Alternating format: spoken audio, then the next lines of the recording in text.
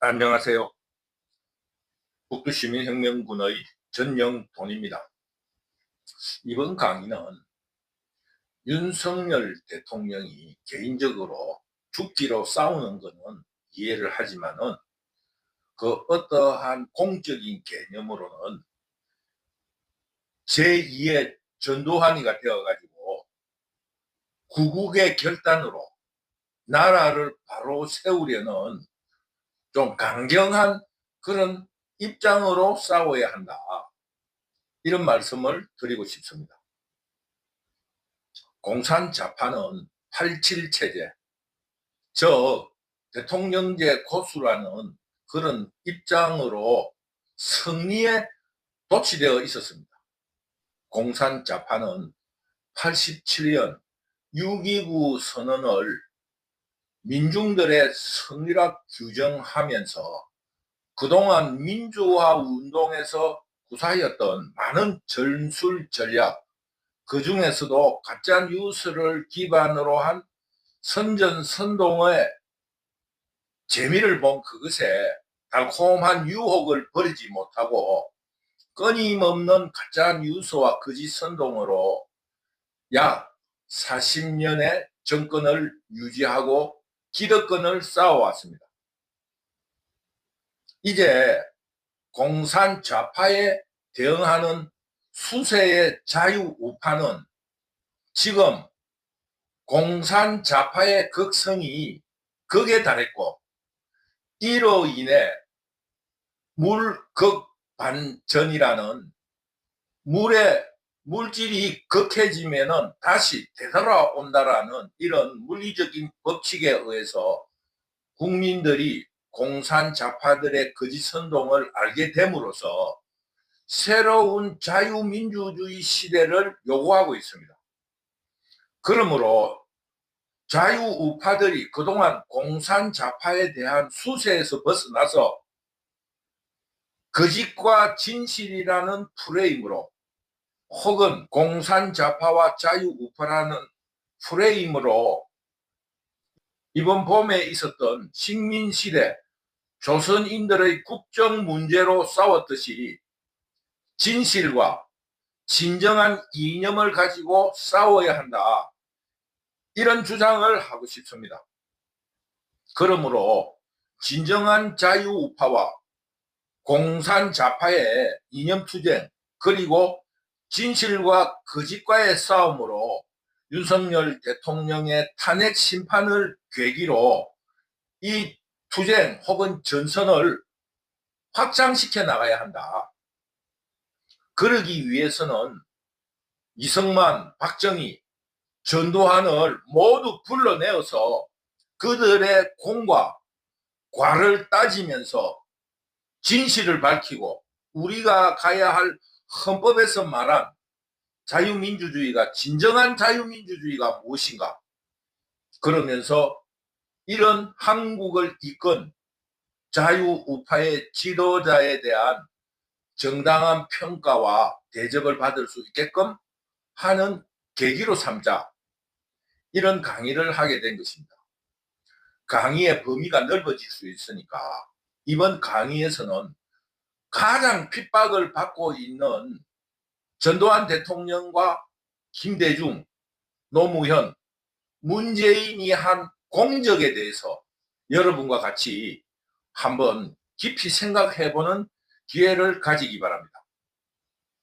우선 지금 공산 좌파들이 윤석열 대통령의 비상계엄령을 내란이라 칭하면서 가짜 뉴스와 거짓을 남발하고 있는 안타까운 현실을 목격하기 때문에 우선적으로 전여옥 전 국회의원의 블로그에 나와 있는 박근혜 대통령에 대한 가짜 뉴스와 거짓 선동을 정리해 놓은 사진을 먼저 여러분에게 보여드리도록 하겠습니다.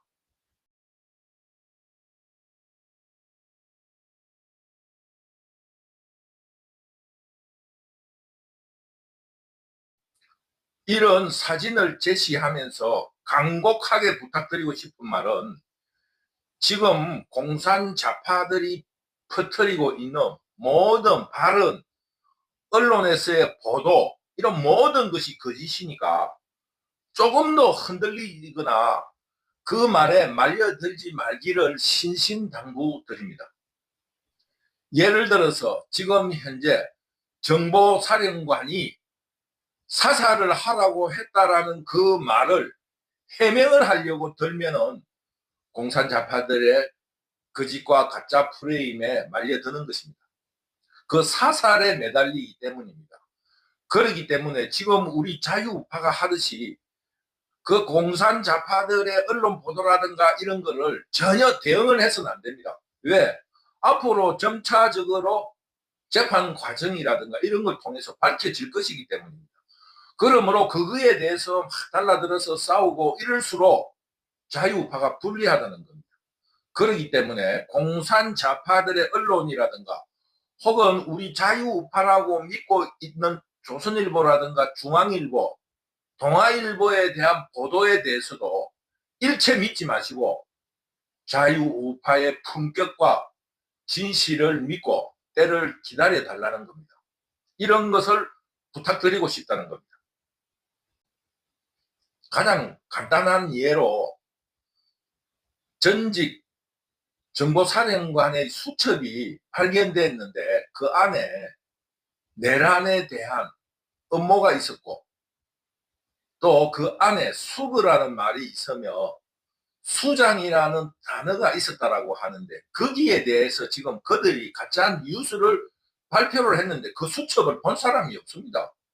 지금 그게 그 공산자파가 퍼뜨린 그 최서원, 평소에 쓰지도 않는 최서원을 10년 전에 개명한 최순실이라는 무식한 이름을 들이대가지고 박근혜 대통령이 순실이에게 국정에 대해서 상담하고 선생님이라 부르는 그런 주술에 빠져가지고 그 최서원이 즉 최순실이 무식한 최순실이 연설문을 고치고 이런 일을 했다라는 이런 어처구니 없는 말의 증거를 최순실 것이라고 하는 타블렛 PC를 제시했습니다. 결국 거기에 우리 국민들은 저런 증거가 있는데 어떻게 믿지 않을 수 있겠는가라는 이런 오류에 빠지고 만 것입니다. 마찬가지입니다. 지금 그 수첩이 있다고 하는데 우리가 믿지 않을 수 있겠느냐 이 속에 말려드는 겁니다. 수첩이 나오고 그 수첩이 진실로 어디에서 발견됐는가 그리고 본인 건가에 대해서 우리가 지켜보자는 겁니다. 지금 그 국회에 아주 고령의 박지원이 자기에게 거국 내각의 국무총리로 제안을 받았다. 거국 내각이라는 게 한동훈의 하나의 발상에 불과한데 누가 거국 내각에 대해서 박지원에게 이야기하겠습니까? 적어도 사회 지도자라는 사람이 한동훈 측에서 거국 내각이 된다면은 그 국무총리를 맡을 수 있겠느냐 야당으로서 그런 의사타지는 있을 수 있었겠지만은 거국 내각도 만들어지지도 않았는데 무슨 뭐 자기가 거국 내각을 하게 되면은 거국 내각의 국무총리로 제안을 받았다는 둥 말이야. 그런 일이 있었다고 할 수는 있어요.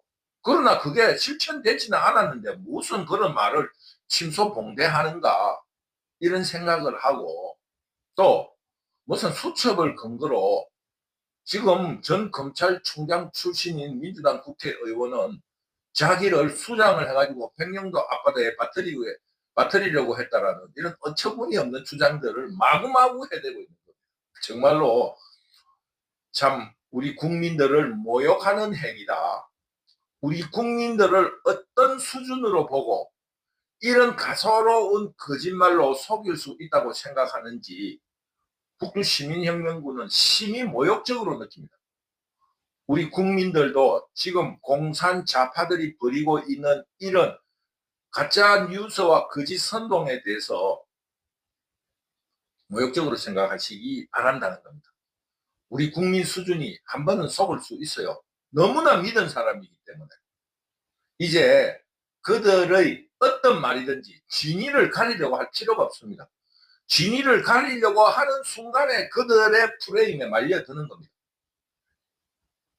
그러니까 우리 자유우파들이 박근혜 대통령의 거짓 뉴스를 정리한 이 사진을 보고 깨닫고 절대 그들의 가짜 뉴스와 선동에 속지 말기를 간곡히 부탁드립니다.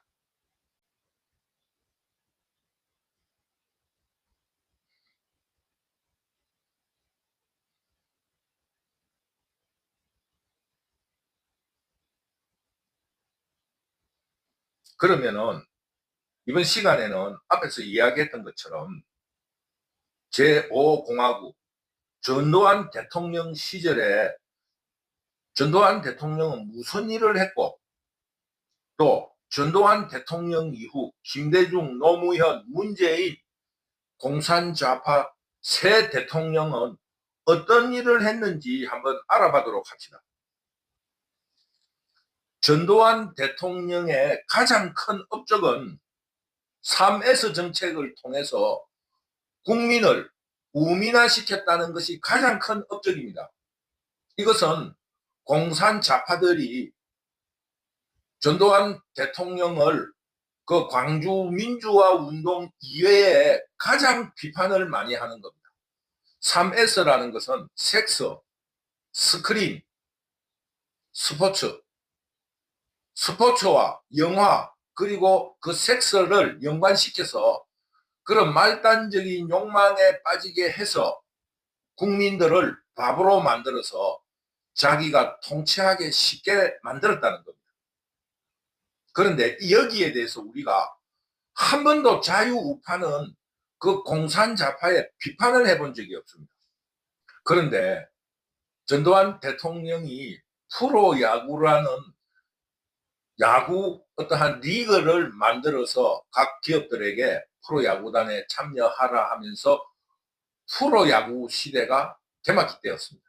그와 마찬가지로 그와 함께 스크린이라는 의미로 그 텔레비전을 칼라 텔레비전으로 바꾸게 된 겁니다. 그게 비약적인 발전이에요. 그걸 뭐 국민으로 바보를 만들려고 그 스크린에 빠져들어가지고 국민들을 우민화시켰다 하는데 그 프로야구가 시작되자마자 가장 환호한 것이 전라도 사람입니다. 그래서 광주에 근거를 둔 혜태가 아주 강팀으로서 우승을 굉장히 많이 한 겁니다.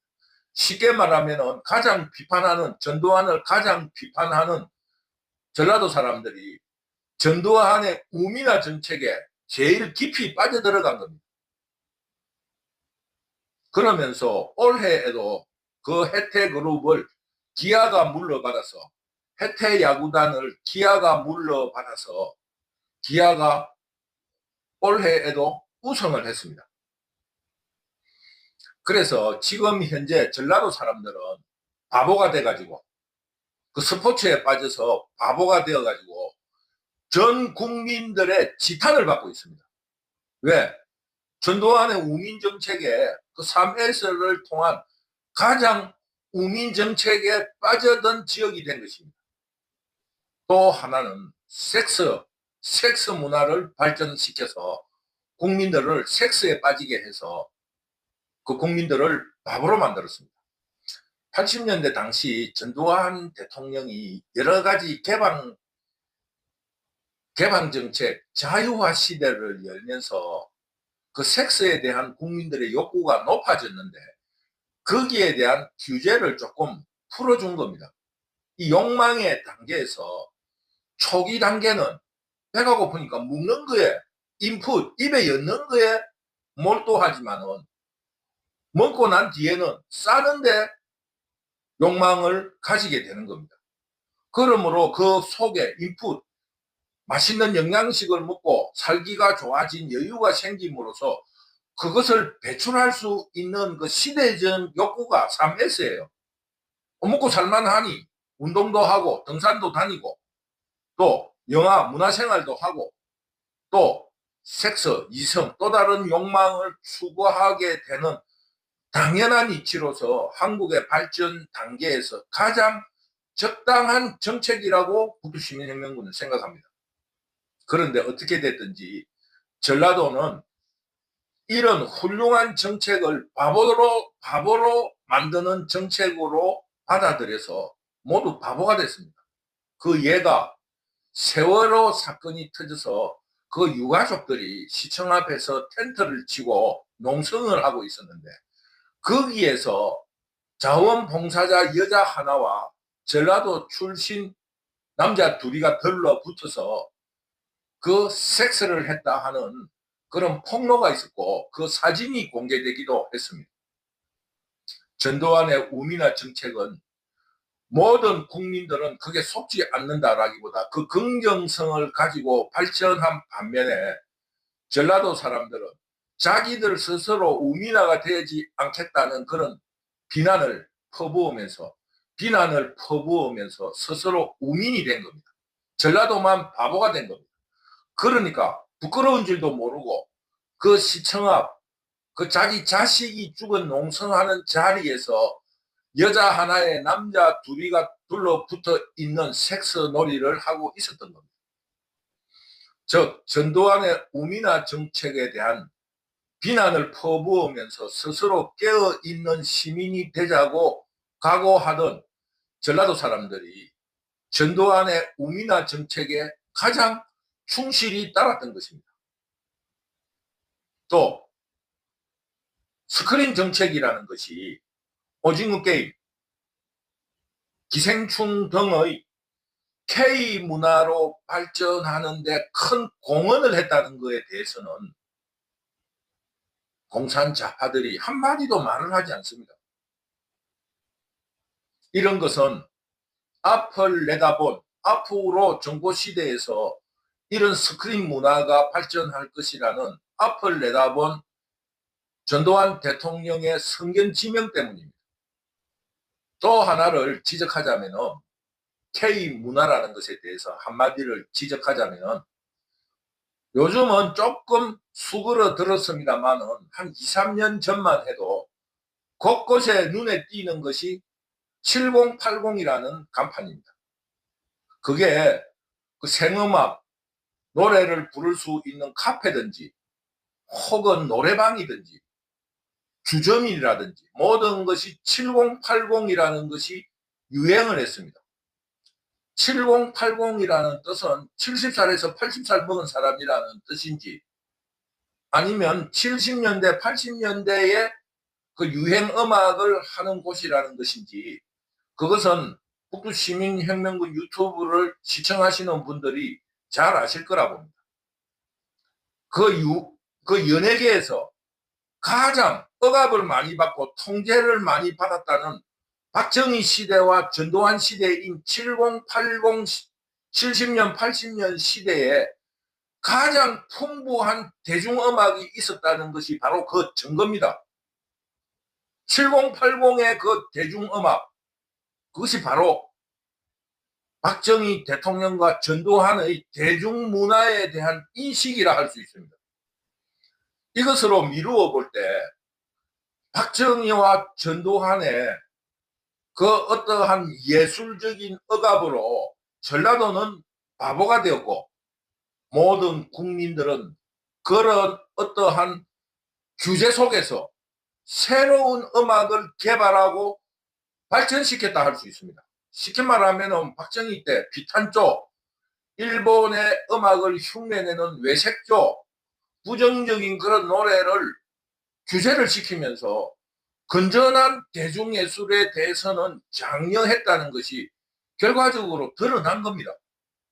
왜 지금도 7080 간판이 떠도입니까? 그것으로 증명된 거 아니에요?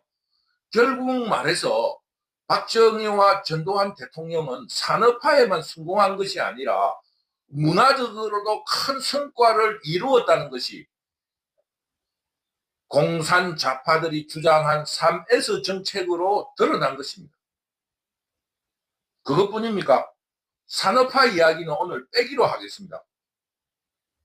현대사에서 가장 우리 국민들이 피해를 많이 보고 또 원성이 깊었던 연자제, 할아버지, 사돈 팔촌까지 빨갱이면은 그 자식들이 그 후손들이 취직도 못하는 그 연자제를 전두환 대통령이 철폐시켰습니다.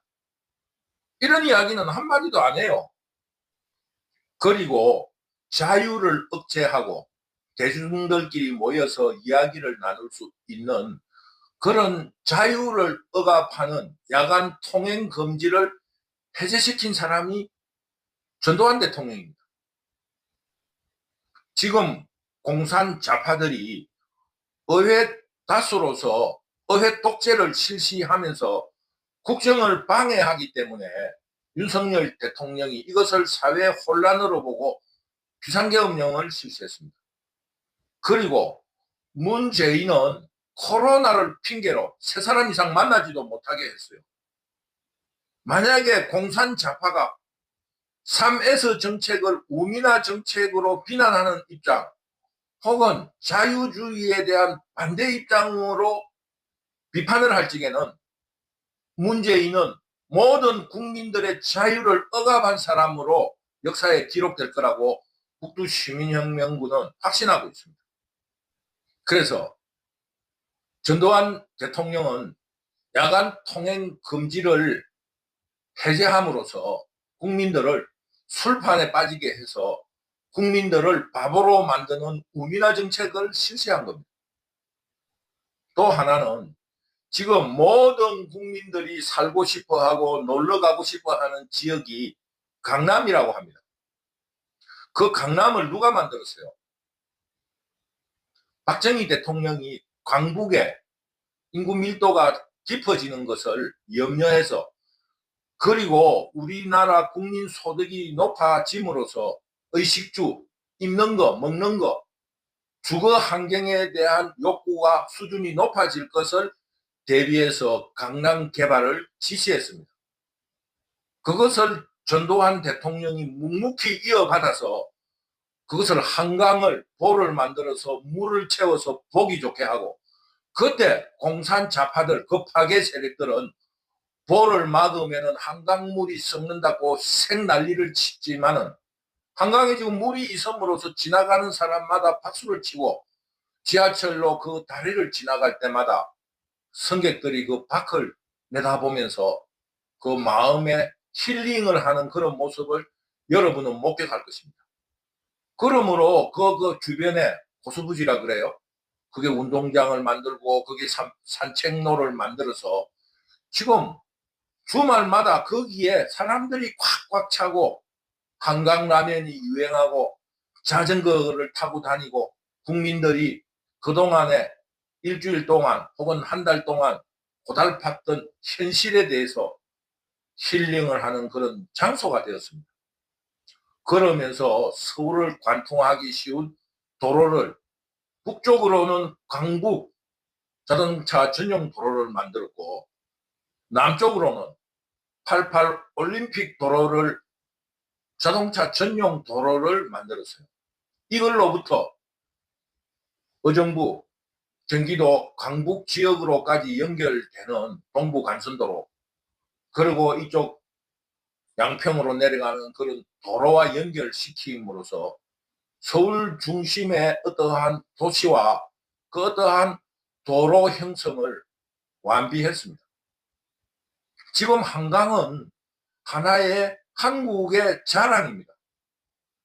우리가 60년대, 70년대 그 일광욕을 하는 유럽의 사진을 보고 부러워했던 것처럼 한국도 그 한강의 잔디밭에서 뛰어놀고 이런 것을 모방한 전국의 강변 혹은 도랑가에는 그런 시설을 만들어 놨습니다.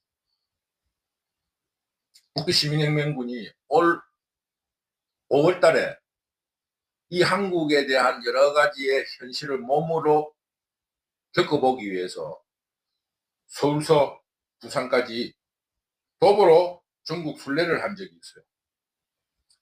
지금 자유우파 대통령 이명박 대통령이 닦아놓은 자전차길에 부부 혹은 동호회로 서울 부산 내려가는 자전거가 주말마다 꽉꽉 찹니다. 자전거길이 어떠한 정체가 될 만큼 사람이 많이 다니고 경치가 참 좋아요. 그리고 그 강변마다 파크 골프라 해가지고 그 동네 주민들이 파크 골프를 즐기고 그 잔디가 관리가 참 잘 돼 있어서 꼭 외국 같아요. 그리고 그 중간중간에 그 수도 보급이라든가 이런 캠핑장도 있고 그 중에 유료도 있고 무료도 있고 이런 시설을 보면서 자유우파 정치 지도자에 대해서 마음속으로 만세를 불렀습니다. 그러면서 전두환 대통령이 그때 지금 정보통신부가 아니고 최신부였어요. 최신부 그런 캐캐 묵은 시절에 전두환 대통령이 주변 참모들의 말을 듣고 그 전선줄을 까는데 그거를 없애고 전국 광케이블망을 설계해서 전국 광케이블을 깔게 했습니다. 그 전두환 시절에 있었던 여러분이 지금 하고 있는 인터넷 혹은 핸드폰 이 모든 것이 전두환 대통령 때 준비한 광케이블 덕이라는 것을 공산 좌파들은 한마디도 이야기하지 않습니다. 이런 자유우파 대통령 혹은 정치 지도자들의 창조적이고 건설적이면서 피와 땀을 흘리는 노력으로 이만큼 이루어진 것입니다. 이런 데 비해 가지고 김대중 대통령은 IMF로 벗어난다 하면서 전시적인 눈에 보이는 금모으기 운동 이것밖에 한 게 없어요. 그러면서 금모으기 운동으로 IMF를 탈출했다. 그 거짓말이에요. 금모으기를 어떻게 IMF를 탈출합니까?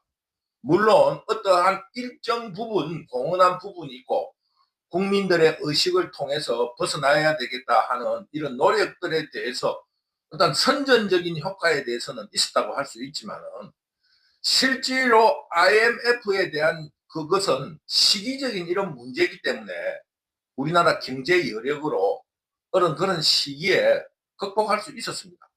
물론 북두시민혁명군이 이야기하는 것은 김영삼 대통령의 무지 여기에 대해서는 반드시 지적되어야 하지만은 어떤 의미에서 보면은 김영삼 대통령은 자유우파에 계보를 할 수 없습니다. 대통령을 하기 위해서 일부러 기순한 공산 좌파라고 할 수 있어요. 이런 그 원인에 대해서도 지적해야 되겠지만은 실제로 그 피해는 북두 시민혁명군이 그 중심 나이로 가장 활발한 시기를 그때 지나오게 되었는데 6.25 전쟁보다 더 큰 피해가 있었다고 생각합니다. 여러 가지 이유가 있었지만은 우리 한국에도 불황화가 있었지만은 그 노숙자라는 그런 어떠한 특징적인 군이 만들어진 것은 IMF 이유입니다. 외국에는 홈리스라 그래서 집을 가지는 것을 싫어하는 히피 문화가 있기 때문에 그 외국에는 본래 그 노숙자라는 게 있었어요.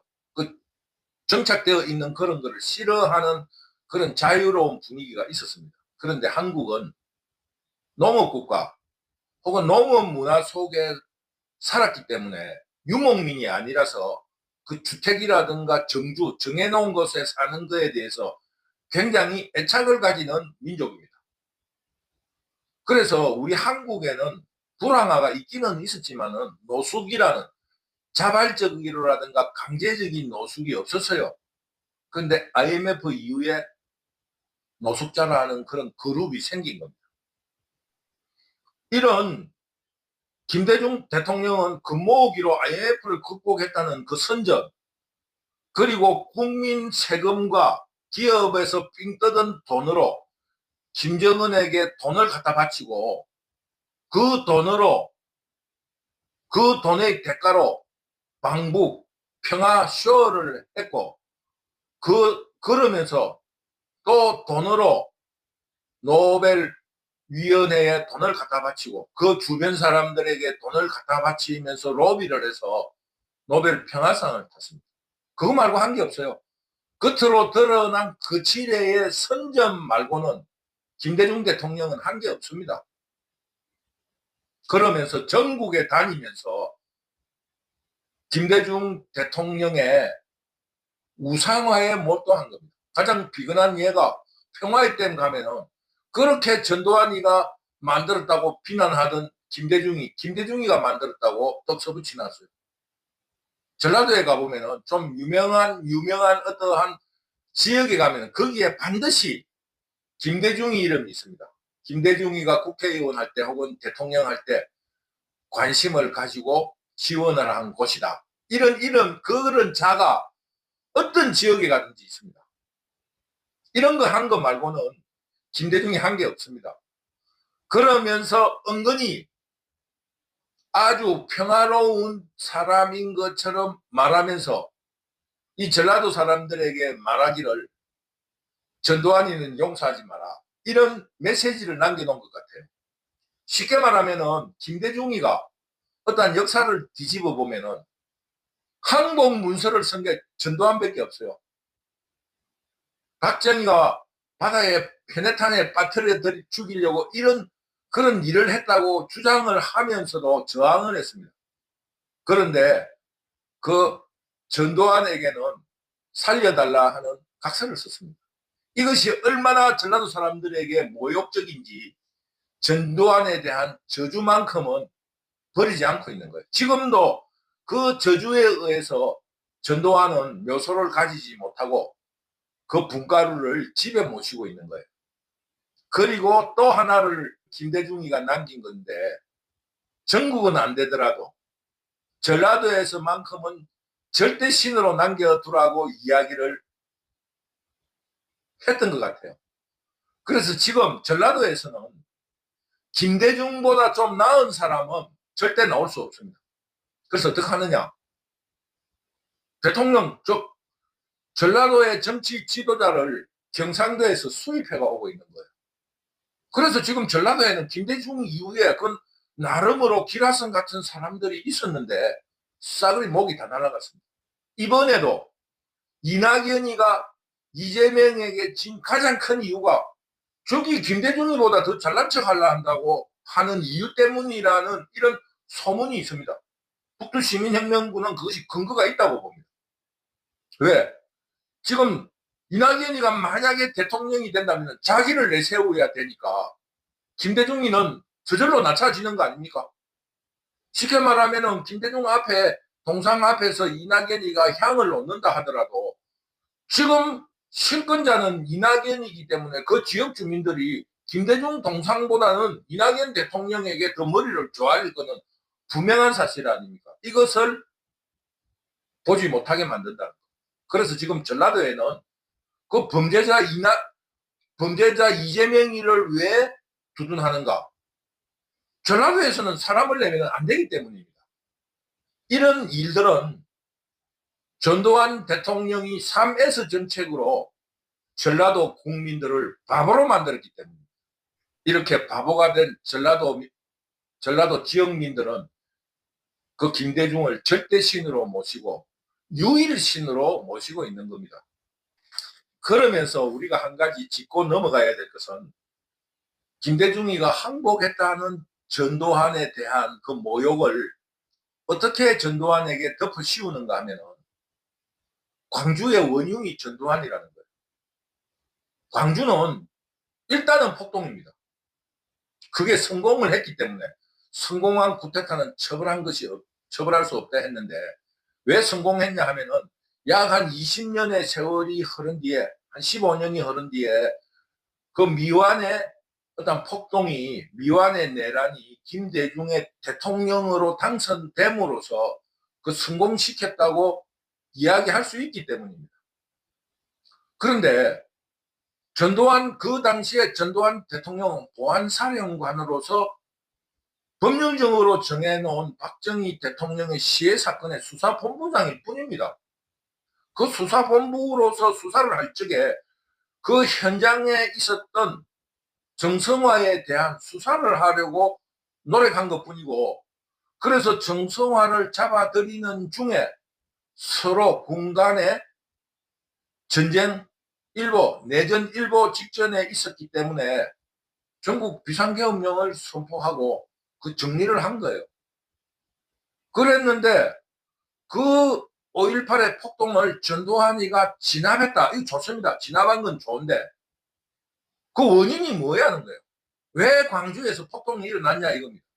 거기에 대해서 한마디도 말을 하지 않는 거예요. 민주화? 아니에요. 김대중을 대통령으로 만드는, 쉽게 말하면 내란이에요.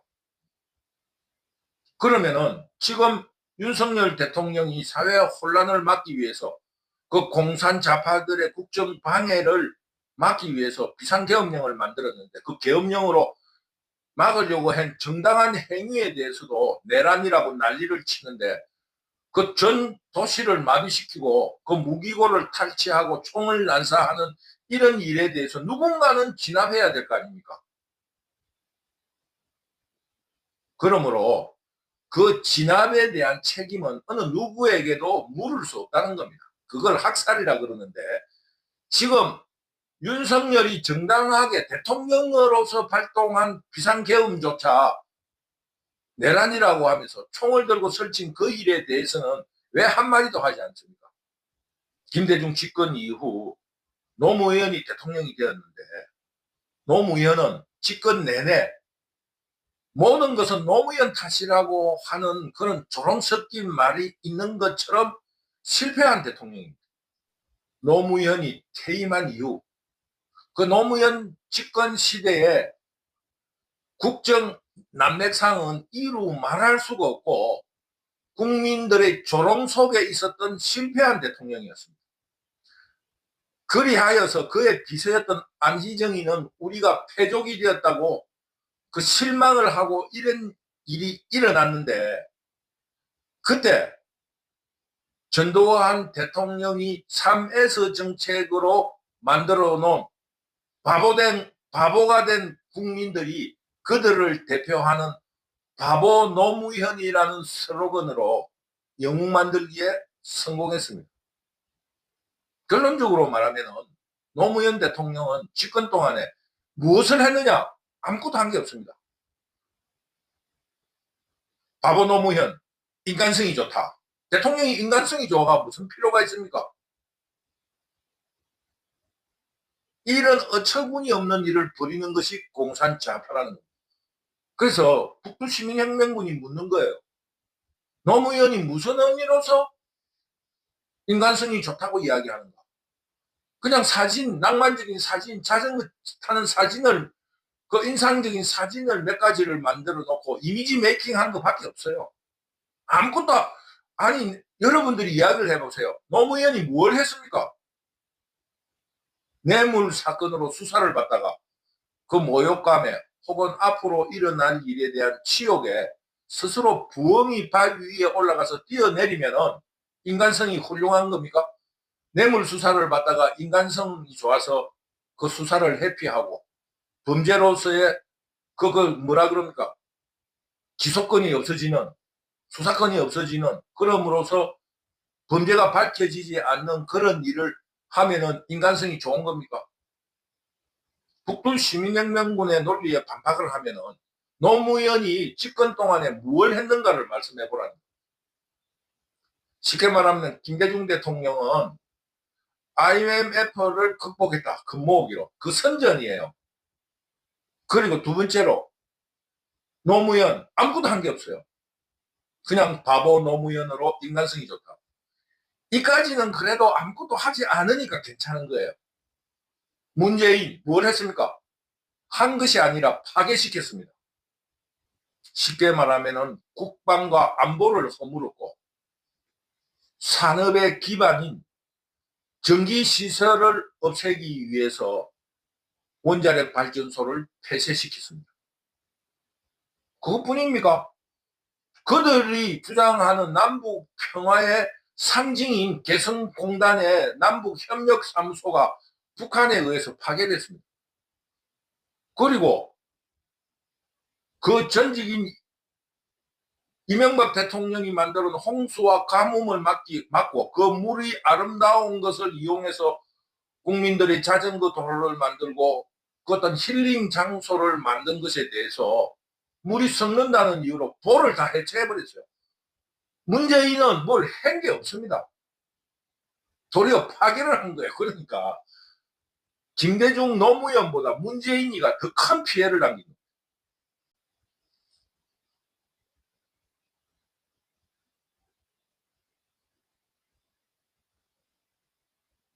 바보 노무현에 이어서 그 어떠한 바보 인간성 있는 문재인으로 이미지 메이킹을 하려고 하는데, 지금 노무현으로서 한번 국민들을 속였기 때문에 문재인을 인간성이 있는 신사 문재인으로 만들려고 하는데 국민들이 속지 않는 거예요.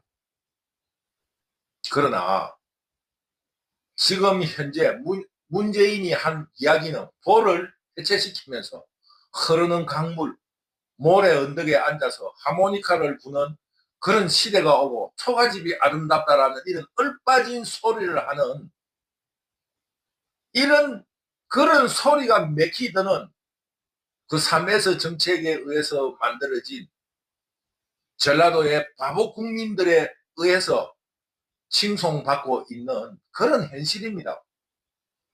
그리고 이런 바보들이 선동에 속고 가짜 뉴스에 속아서 국민들이 뽑은 국민의 대통령 박근혜 대통령을 불법으로 탄핵시켰습니다.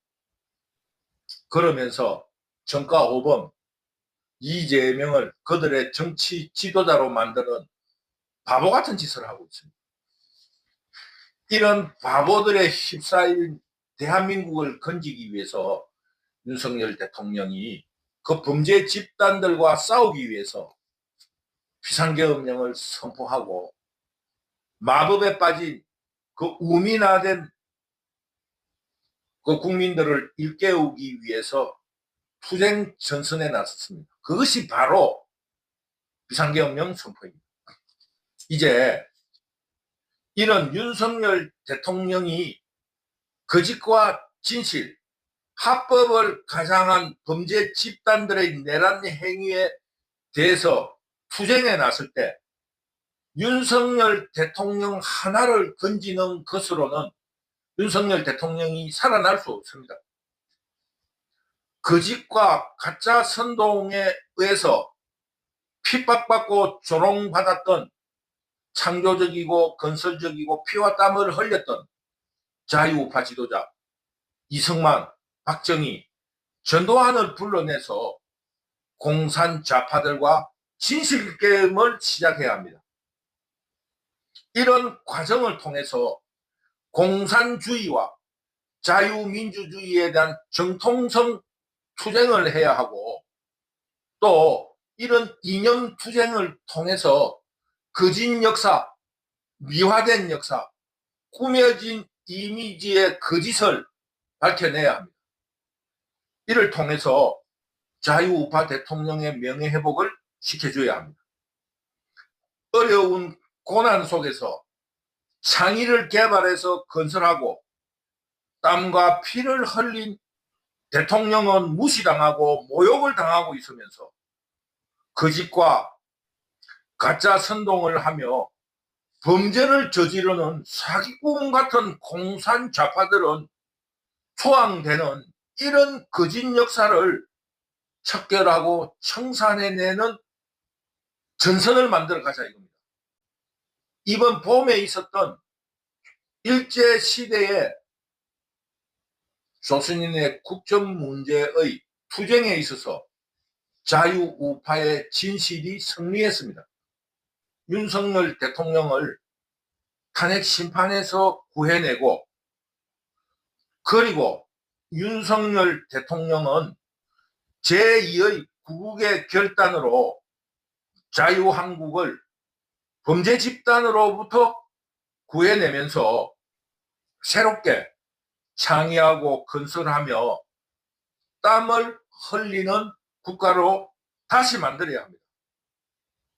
그러면서 윤석열 대통령이 학창시절 모의 재판에서 전두환 대통령에게 선고한 사형에 대해서 사면복권을 실시하고 현실 정치에서의 고육지책, 그리고 공산 좌파의 준동과 가짜 선동을 이기기 위해서는 그 전두환 대통령의 고민도 깊었겠구나라는 이런 입장을 가져주시기 바랍니다. 그러면서 이승만, 박정희, 전두환으로 연결되는 대한민국 국가의 유아기에 훈육을 하기 위해서 실천되었던 교육과정 혹은 엄한 교육과정에 대해서 그 명예를 회복시켜주자. 이런 윤석열의 정치 행위가 박근혜 대통령 불법 탄핵에 관여한 것에 대한 사죄와 보답이 될 것입니다. 이런 과정에서 한국 사회를 재도약시키기 위한 이 나라를 개혁한 역사에 남는 훌륭한 대통령이 되기를 진심으로 바랍니다. 북두시민혁명군은 윤석열 대통령의 구수라는 그 끈기에 굉장한 기대를 가지고 있습니다. 그 구수라는 게 그 쉬운 일이 아닙니다. 그 10년의 모욕을 쉽게 말하면 초한지에 나오는 이야기처럼 그 10년의 세월을 그 주변 양아치의 가랭이를 키는 그런 모욕을 견디낸 그 윤석열을 북두시민혁명군은 굉장히 높이 평가합니다. 이번 탄핵 정국은 반드시 이겨낼 것이라 봅니다. 그래서 이번 탄핵 정국을 이겨내면 윤석열 대통령은 새로운 한국을 만들기 위한 제2의 전두환이 되어달라, 이런 부탁을 드립니다. 지금 박정희 대통령 이후 그 18년의 집권 기간 동안 해이된 상태에서 전두환 대통령이 등장해서 어떠한 강한 교육과정을 통해서 80년을 이겨냈습니다. 그 위기의 80년을 이겨낸 이후 지금 약 40년간 공산 좌파들에 의해 이 나라는 어지럽혀지고 있습니다. 그러므로 윤석열 대통령은 국민들이 시대적 요구로서 이런 일을 해달라고 현직 검찰총장을 불러낸 것입니다. 그러므로 국민들이 검찰총장인 윤석열 자신을 불러낸 것에 대해서 곰곰이 생각하여서 이 나라를 다시 조금 조우고 기름치고 닦는 이런 과정을 만들어 주어서 한국이 재도약하는 개혁한 나라로 만들어주는 훌륭한 대통령이 되리라 믿어 의심치 않습니다. 오늘은 지금 윤석열 대통령이 위기에서 벗어나 제2의 전두환으로서 강경하게 할 일은 하면서 공산 좌파들을 그리고 분재 집단을 척결해 달라는 그런 주문을 한 강의가 되었습니다. 북두시민혁명군 유튜브를 시청해 주시는 시청자 여러분, 감사합니다. 감사합니다.